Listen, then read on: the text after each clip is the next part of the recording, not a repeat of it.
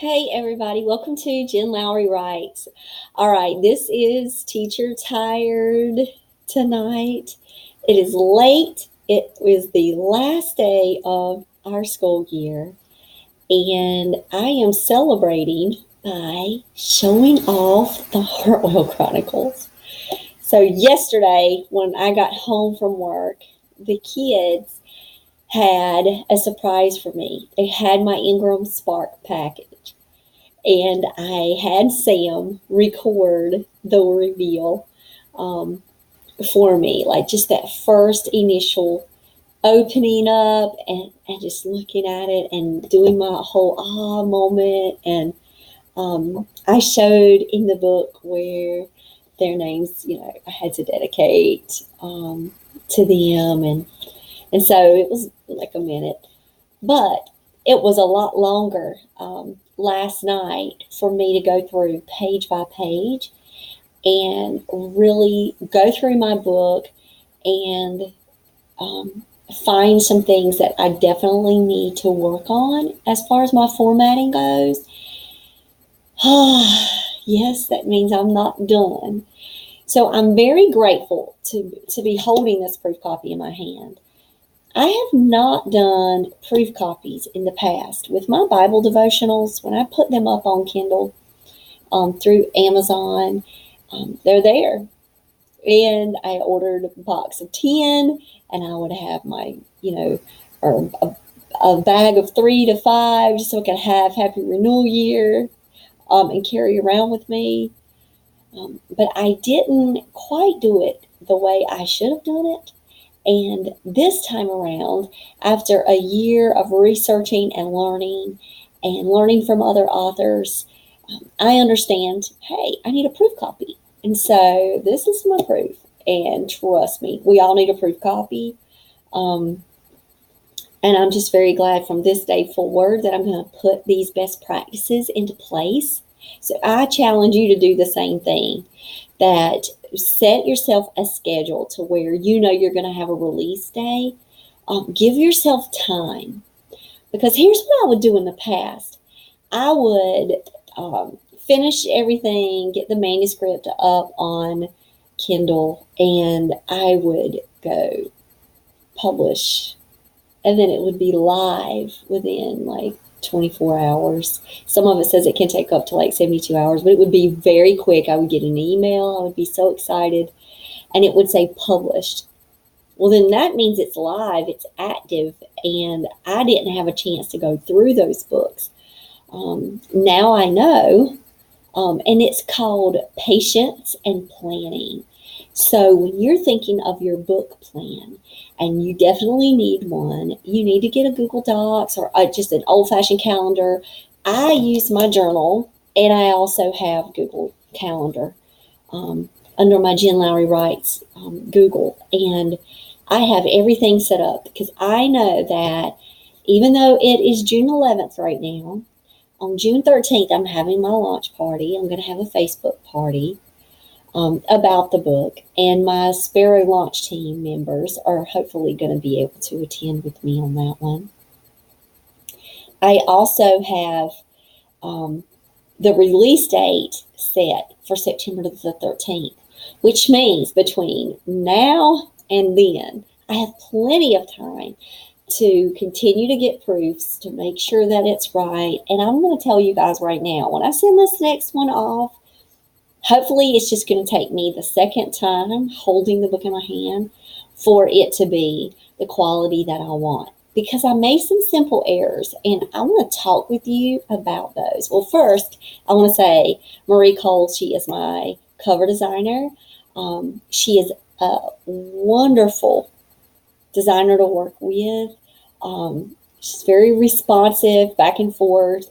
She knew exactly what I wanted. I actually sent her a picture of my son, who is Native American, and he did have extremely long hair like this. And so without having my 16-year-old son on the cover, who he would have never said, no, Mama, that's not him. She did so wonderful at capturing Victoria and Tyler for the cover. And so the Hartwell Chronicles Teenage Exorcist is going to be this is book 1 of 8 in a series. And so it was really cool to be able to have my characters in book 1, and then book 2 onward. We don't need our characters anymore. You guys, this is them, and I just love it so much. And look at the orbs. Can you see the orbs? Oh, can you see? So right away, and you see the setting. You see the forest setting. So it's set in Asheville, North Carolina, and so they do go to a national forest. So yeah, this is it's just beautiful. I love it. So thank you, Recall.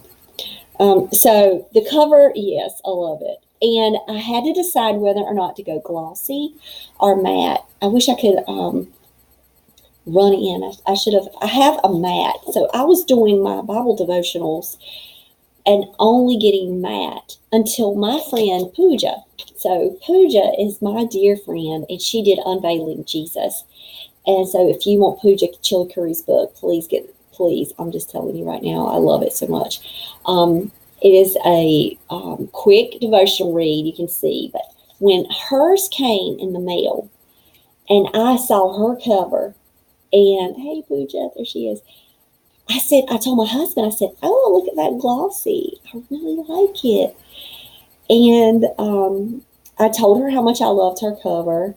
And I decided, let me try glossy. Now, there are people that talk about the glossy covers, and they say if you're a Bookstagram kind of photographer and you're trying to set up a lot of photo shoots with your book, you can get a glare on your pictures if you do glossy. So it's according to if you have that kind of eye for style and you want those perfect picture shots, getting the matte could be for that. So I will let you know something that you could consider.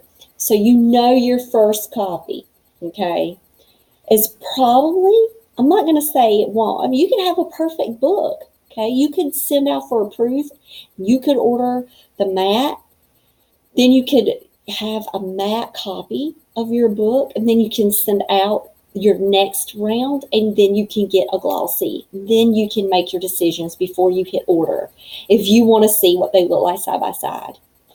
And then if you go, hey, I like the glossy too, because I do prefer the glossy. I do. So I'm sticking with this because I have my other books are in matte, so I'm fine with just this. But if you're kind of not knowing which way you want to go with that, get yourself 2 proof copies, 1 of each when you're ordering, and that way, and you can even do white and beige colors. I did that with my devotionals as well. My first Faith Poems and Bucket List, which I've pulled off the shelf because I've got to go through that one and fix that one. That one I did white pages. My next books I did cream. And cream, it's just your preference. If you look at most traditionally published books, you will see that they are cream. I think that cream is just easier on the eye. I just opened that one to show you. But there are other people that really could say, hey, I like the white. So you can play around with that too. You could do matte. You could do matte and white, cream and glossy. I think it also has to do with if your books are dark or not. So for example, my book is it has a darker cover, so I just think the cream looks better. Whereas for example, Pooja's, hers actually, let's see, my lighting's not the best in this room. Hers looks like it's white pages, but she has the white cover, so it's all light. So I think that can be a design quality that you might consider. So that's enough about your book, kind of your matte, your glossy. And I'll tell you, I like the glossy. And we're having a photo shoot this weekend with the book. So I'm going to let you know how that goes. I'm very excited about this photo shoot. And I already got plans in place tonight about that. The author journey never ends. And hopefully we'll be able to do some YouTube videos with my family over the weekend. So you guys subscribe to Jen Lowry Writes so that way you can hang out with us. So, all right, so let's go back talking about what I noticed. So I noticed one right away, the ooh and the ah over my cover. Okay, so that's done. So when I went in, I had to make decisions about the font. So my husband, he was convinced that I needed to use the Garamond font. And I liked the Beryllium font, and they were both in the serif family. And so I played around with both of them, and I did go with Beryllium. I like the way it has like these jagged edges when you do the,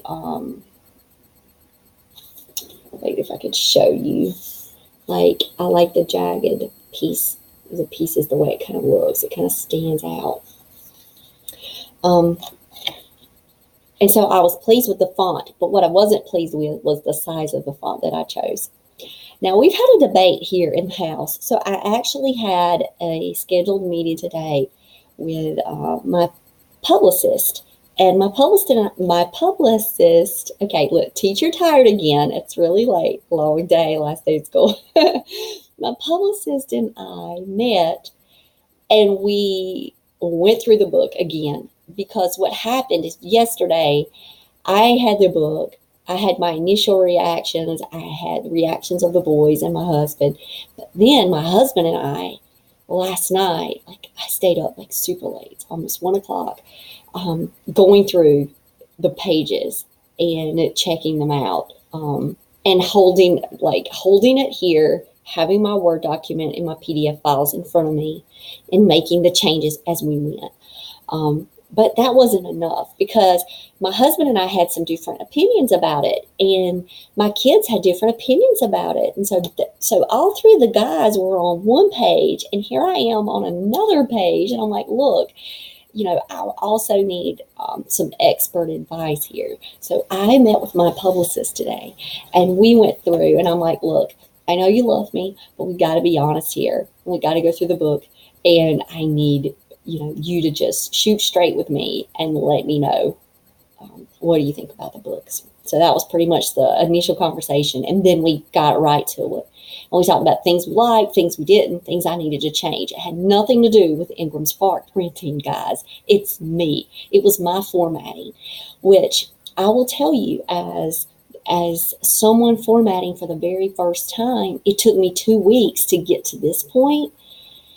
So once I get this down and I build my IngramSpark template and I'm satisfied with it, then that's 2 weeks out of my publicity plan or my book plan that I don't have to do. I don't have to format the books anymore. The books will already be done. So spending this time right now really matters to me, because I do want to be an expert at it. So let's talk about some ways that I was not an expert and I messed up bad. Okay, first, font size. Way too big. I did 13. Don't ask me why.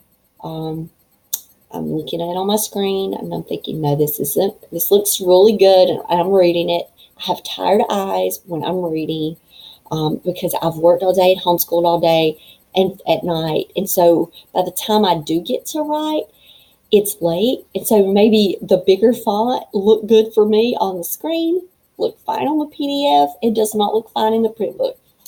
So here's what I did.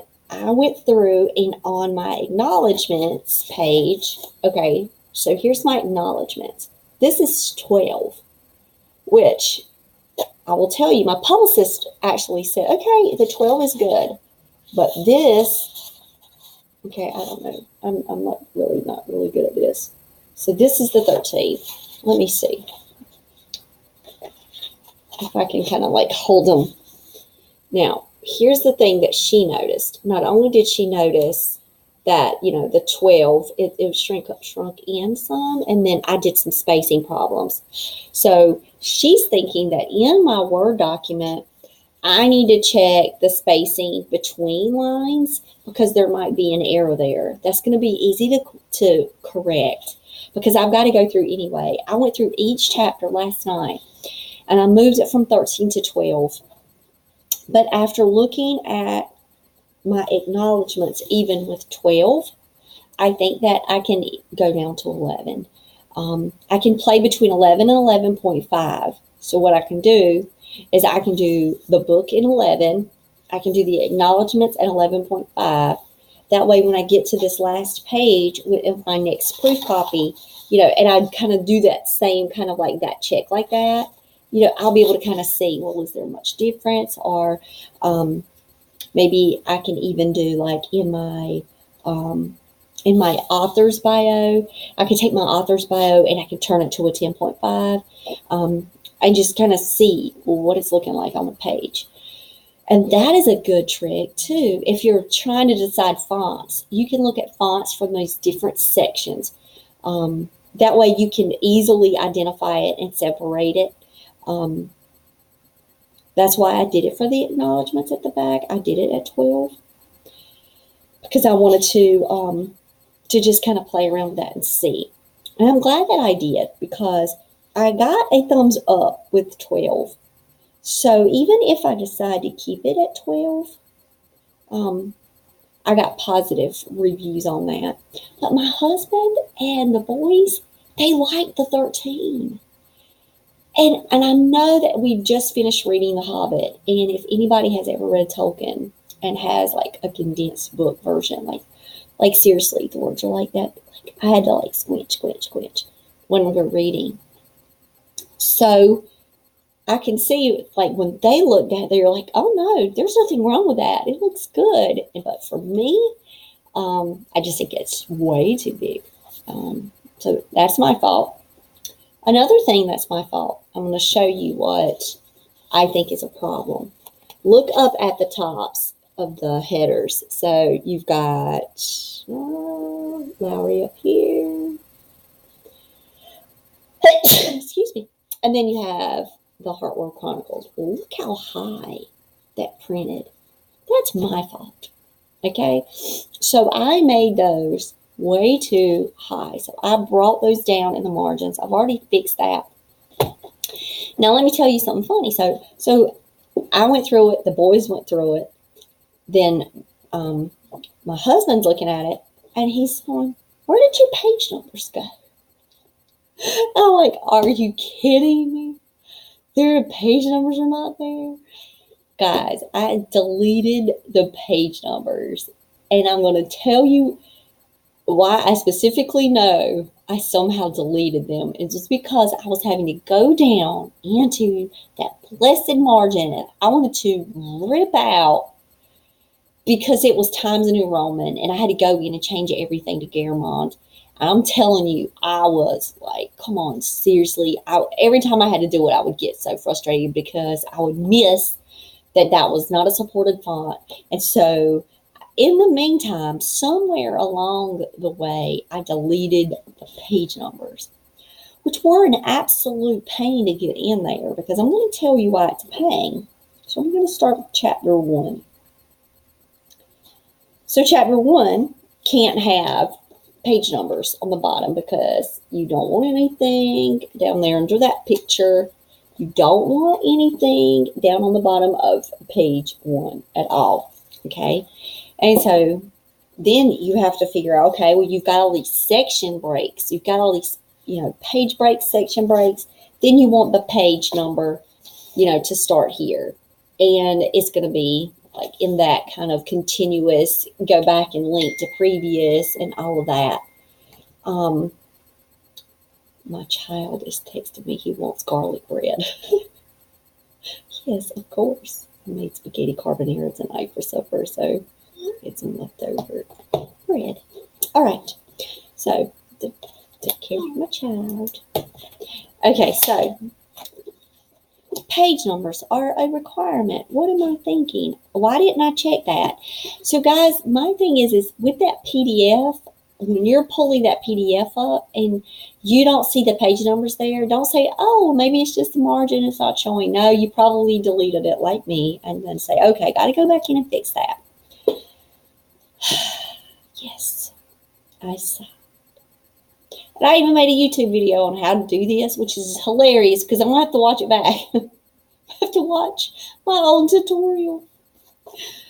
not. I figured it out, but it's like, it was a pain. Y'all, seriously, it took me like 2 hours again last night. So you see this up here at the top? There's not supposed to be Lowry there. Do you see up here at the top? That's not supposed to be there.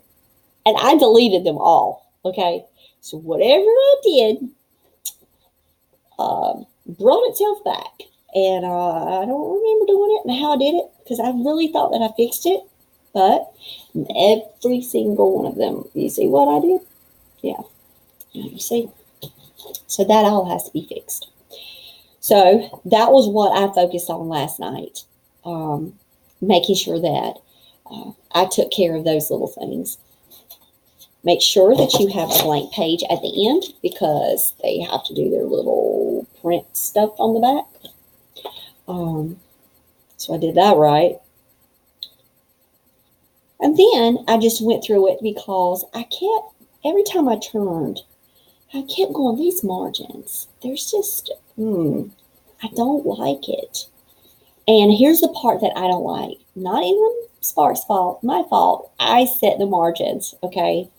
So I'm going to give you an example of what I mean. So hopefully you can see it from the camera. Look how wide those margins are in there. So if you're opening up the book and then you see all that space, it just looks odd. So my publicist, she took a ruler, and y'all, she actually was like, this is a 1-inch ruler. And she was like, look, you've got 1.25. And I was like, yes, last night I changed it. So last night when I was working, I changed it to 1.1. She was like, I would go 0.9 and run your next proof copy with a 0.9 and see what it looks like. Lower the font down, the font size, and do 0.9. So that is definitely what I'm going to be doing. And with me lowering the font size, it went from 324 pages to like 291. So it actually made it to where the book would not be maybe as intimidating to my reluctant readers. And that is a target population that hold completely dear to my heart. If you guys don't know, you now, I've got a master's in special education, and I also teach academic literacy English 1, a year-long course where I introduce my sweetheart ninth graders to the love of reading, and for a lot of them for the very first time. So since elementary school, and over the course of the year, they regain that love back. But I'm telling you, sometimes when students, they see just this, and you might say that's nothing. Oh, I agree. There's a lot of fantasy. Like I read Aragon with Sam. I know how books can get. I know how wide they can get, and how long they can drone on. And that was one thing that I knew who I was writing for. You know, not only was I writing clean fiction, a fiction that I could stand behind and be proud of, as far as, you know, anybody picking up this book. But I also had a reluctant reader in mind, especially because a lot of my students, they love horror. And we talk about horror movies all the time, and they can't wait to tell me about the next horror movie or the documentary they saw or the show on Netflix. So this kind of topic, teenage exorcisms, paranormal, that can grab that reluctant reader, but I don't want this to deter them and move them away. And I know the font size, you know, I could trick them and I can say, hey, you know, it's bigger because of font. But, and I've done that. I've actually pulled books that had larger font, and I showed them. I'm like, see how they're tricking you guys? This is a big font. Then I had a big font. Did not even like purposefully do it either. It was just easy for me when I was reading it. Getting old. So I do want to fix those margins though. And so as soon as I get off the YouTube video, these are some of the things I have to make sure that I'm doing. Fixing my page numbers, which my publicist is helping me do this. Okay, she said that she would work on that tonight because she knows the tricks on just doing the page numbers really fast, which is going to be a help to me. Then I'm going to play around with the margins and the font and check each chapter again. Now, I will tell you guys, when I was working this last night, I have a blank page in there now that I can't get rid of. You're saying, what? I mean, seriously. Like, it is like in the abyss, like it is a black hole. Like, I can't see where the page break is. I can't, when you hit the paragraph, I just can't find it. It'll go from like 14 to 17. Well, 14 to 16. There's like a page in there. I don't know where the thing is. I can't even count them out. But anyway, there is this blank page, and it only will reveal itself when I'm looking at a PDF copy and I'm scrolling and using the page down button so I can just check every single page. Then I see this blank page pop up out of nowhere. When I go to my Word, it's not there. So there's some kind of spacing issue. I have got to battle that thing, and I've got to win. My publicist and I, we joked today. We were like, oh, we could do a contest. Like, that's where you can write in your ideas for your next book. But no, that wouldn't work. Okay, so other things about the book. I am pleased with the way that the pictures turned out. However, I've decided that I probably will not go that route again.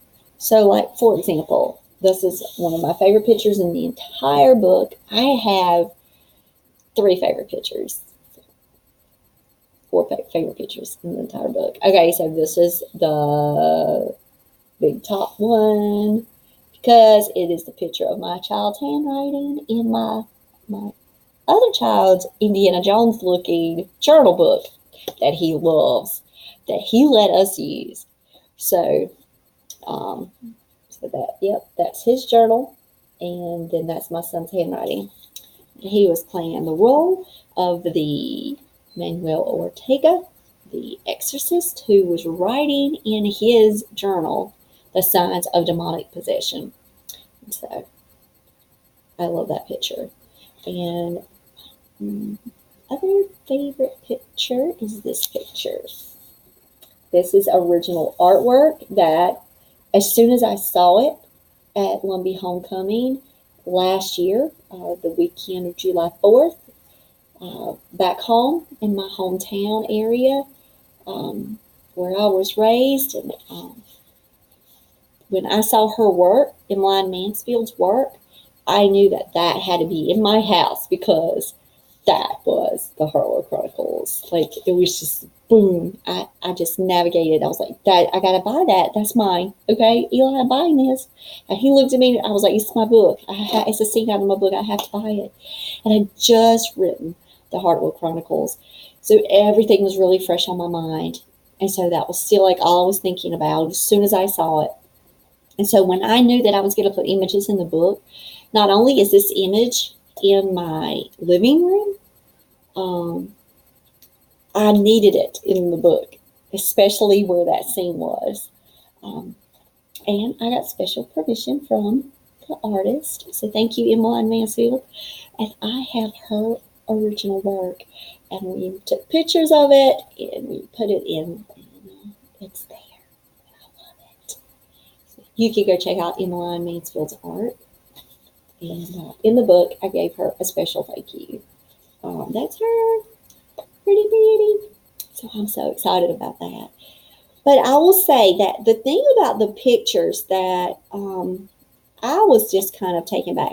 Like, this one, I think looks beautiful. Like, that is just perfect. Perfect. Love that. But I'm going to show you one that I messed up on. And this is where that's me. It has nothing to do with the IngramSpark company. I keep saying that because all of this is formatting issues. So look at this. So do you see how I did not do that, line it up? And so her sister is like cut off here, and then down here it's lower. So I had to go in and had to fix that page. And that's just the margin settings. I just had to drag it down. I also talked to everybody that I've shown the book to. And I'm like, well, what do you think of the pictures? Because I have my own thoughts. Like, the frame around it, each one has the frame because of the margin. My husband says, it's perfectly fine. It's all consistent. He was like, that one stands out because you were not consistent. Did you mess up this? He was like, but the images, like, yeah, you have to keep them and you just have to fix them. So, like, for example, this was like my fault because I didn't carry this over. It still could have went over a little bit. So I had to fix that image in there. That's one of my other favorite images. But because they're consistent, my husband was like, yeah, I love them. You have to keep them. And they look fine because each one has the frame. I just have to take this off at the top. And then when I showed other people, like, oh, I love the images. The images are great. They would have not even noticed it. The margin piece stands out to me. That's just because it stands out on every page. But everybody was like impressed with the picture pieces in there. So that is something, though, that I do not think that I will explore for future books. I think that's only going to be for the Hartwell Chronicles series. And it's just the formatting issue as far as the page breaks, the section breaks, doing all of that, having to change it to 300 PPI, sorry. Change it to 300 PPI with GIMP. Like, I had to pull up every picture. I had to, cloud it or do whatever I was doing with it, to give it the effects. Then I had to turn it into GIMP, turn it all into that. And by the time I spent a lot of that takes away from time in writing.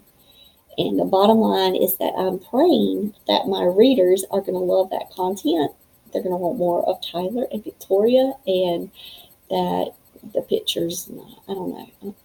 Now, I was told it added an element to it when a YA reader, when they read the book, they got goosebumps, and they're like, it was really, seriously, you could see them, and they were reading, and they hit a picture, and they got goosebumps. They're like, okay, I need a light on. I was like, it's not even that scary. But for them it was. And I think a lot of it is the visual too. It pulls them in. So I will say, as you go through, as you go through any book, you're going to find things. And you're going to have to say, okay, what can I live with? What can I not live with? What do I definitely have to fix? Hopefully there aren't any typos in this one. So I did not go through and read it word for word. So that's what I have to do next. Right now, I'm working on a lot of the surface issues. But this book is going to get read again by me. And I'm going to start from the front. And then I'm going to have a pencil with me. And I'm going to have a pack of sticky notes. And every time I see something, when I'm going through, I'm not talking about just margins and headers and page numbers and formatting issues. I'm talking about if I have any kind of, oops, this is a last minute change. Oh, Tyler would have said this better. But I'm going to try my best not to completely go overboard with the editing at this point, because I have already done 5 rounds of edits with this thing. And I want it to have that voice that it has. I do not want to spend time and just get bogged down in that. I just want to read it. I just want to read it from front to back. I want to experience it in this book, holding it in my hand, and catching anything that I happen to see.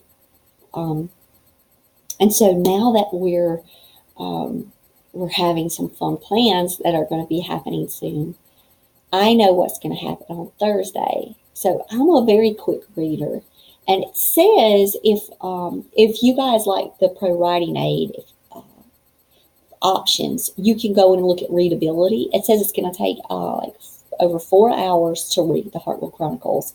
So that means when I get up on Thursday morning, I can get up at 5 o'clock in the morning, start my coffee, because I love getting up really early.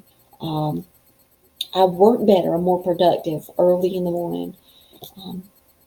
My husband will be going to work. I have my first day of summer, and I cannot think of a better way to spend that than to reading this book and trying to check and catch anything that's a standout that I need to fix and correct.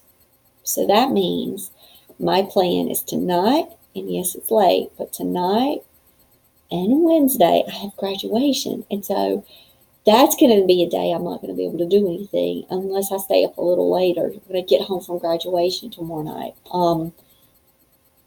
So we'll see if I can. I will try to do everything tonight. Fix the margins, fix the chapters, fonts, all of that. Take care of that. Then on Thursday, have my computer right beside me, have my Word document pulled up, and as I'm going, I'm putting sticky notes, and then I can go straight over if I want to and fix really fast, or I can read to, like 4 or 5 chapters and then do it, or see what it's like just to experience the whole thing and then go back in the stickies. I don't know exactly how I'm going to do that yet, but I know it's going to require stickies. I do want to have stickies because I want this book to be stickied up. I want to be able to kind of then do like this and visually see, not just, annotate it. I actually want to hold it in my hand and visually see like how many stickies are like popping out of it. So that way it gives me this blaring notification that, okay, you need to do better at your editing the next time around. But if I just have like one sticky in there, okay, I'm okay. We just read Fahrenheit 451 and we caught multiple, not only spelling mistakes, missing words. And so if I find one, one is, I'll be okay. But if I find like a million, gazillion, 562,548 of them, then I'm going to be like, oh my gosh, like I gotta work on my editing. But I need the stickies to see. I think it's better that way. I'll get lost if it's just pencil. So here we go. That is where I'm at right now. I am extremely pleased with the turnaround time. I did 2-day printing. I think that's what the option was. Don't quote me on that, but I think I did the 2-day printing because it was only like $1 difference. But I did the standard shipping, and that was last week. I had the book in my hand on Monday, and hopefully this is my goal by Friday afternoon. My goal is to have this book completely redone, everything fixed, and up again for approval on IngramSpark, and then ordering the next proof copy. So that is my goal. And if you want to go ahead and get your copy of the Hartwell Chronicles Teenage Exorcist, it's up on Barnes & Noble for pre-order or Amazon. But go and check it out. And let's support each other. So I just want to say thank you guys. Check out IngramSpark. I'm completely 100% satisfied at this point. All of the errors were all of my own. But I'm very pleased with the book. And there's just something about, I can't even tell you, holding this book in my hand.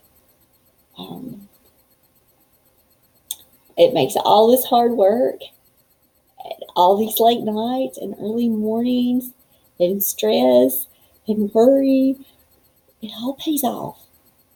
Because I've got the product. I almost said final product. I've got the product in my hand, and even though it's round one, and I could kick myself for not noticing these issues when I pulled up that PDF, I'm still pleasantly surprised at the positive things about it. Like, I love the,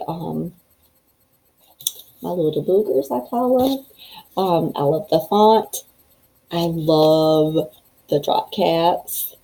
So I love how the drop caps came out.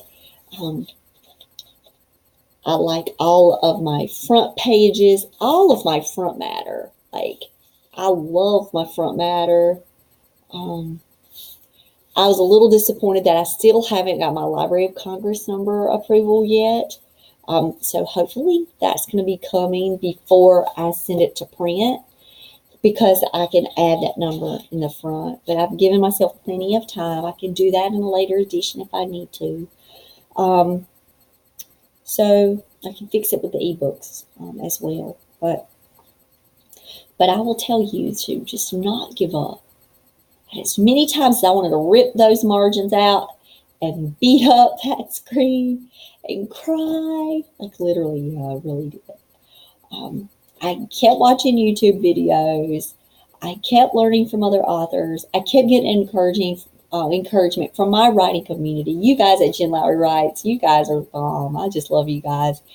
Y'all don't know how much that really encouraged me. Like when I was going through the IngramSpark uploads, just having Pooja and Anne and my other writing friends, Kay, and then I've got my work colleagues who are cheering me on, my family members, just having everybody around me being supportive of me as I'm going through this journey. I just can't tell you guys enough how much I appreciate it. And let me get to it because it's late and I do want to do this before I go to work in the morning because we've got one more last teacher work day to go. And it's going to be a super busy day tomorrow with working, closing out grades, and graduation. But I've got to get some of this done. So, guys, I wish you the best of luck on all of your author dreams. And if you would like to see a future episode, just drop it down in the comments below. Email me, jenlowrywrites@gmail.com. Make sure that you subscribe so you don't miss any of the upcoming episodes that we've got coming. We are definitely on a trip this week to start building the channel and adding more videos. And the kids are going to help me out with that. It's their idea. So I'm really super excited about sharing my author life with you guys. And that's how we can learn from each other. And I hope it helps to get you going. And then you say, well, I'm not alone in this journey. And Jennifer can make all of these mistakes and she can talk about them and still smile about it. And then at the end of the day, she's got her, not final, her first proof copy in her hands. And it's a start. And it's going to get better. And the more I do this, the better it'll get. And the template will be built. And it will be a hooray day. So a celebration is coming. And if you guys want to mark your calendar, go ahead for July 13th. Listen to me. June 13th. Because on June 13th, we're having a Facebook Live at 7 o'clock at the Jen Lowry author page on Facebook. You can join me over there. All right, guys. Bye.